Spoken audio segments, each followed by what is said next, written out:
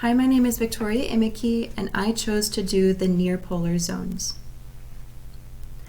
The near polar zones are made up of the Global Irminger Sea Array, the Global Station Papa Array, and the Global Southern Ocean Array. As we can see, chlorophyll A will be more prominent in the world's colder regions.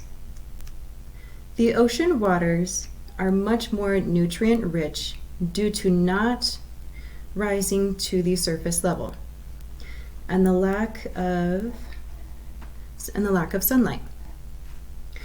With the help of limited thermocline and varied stratification, primary production is not always occurring.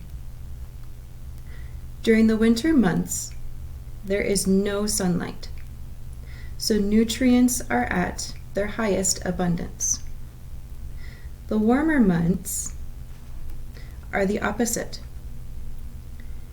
Everything will then vary with production and the natural elements. Scientists have retrieved data at each polar array by using 2 types of gliders and 3 different moorings. For each array, data retrieval is uniform, where gliders will circle the array and compute data instantly on their end through digital technology. Discussing which array is more abundant in chlorophyll A production, we can see that the Irminger Sea is where production is easiest to take place, despite how warm or cold it is. The Southern Array and Station Papa Array remain the same in severely low production throughout the experimental data set. With this information, it's clear to see that geographic location plays an equal role where primary production can thrive.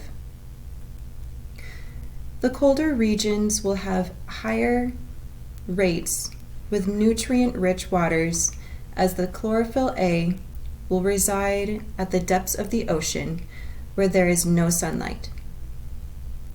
The tropical regions will have much less primary production, as sunlight is abundant all year round and nutrients will be limited. Temperate regions, on the other hand, may vary location to location. As you can see through my poster, I have a lot more information about the near polar zones. If you have any other questions, please feel free to ask. Thank you for watching.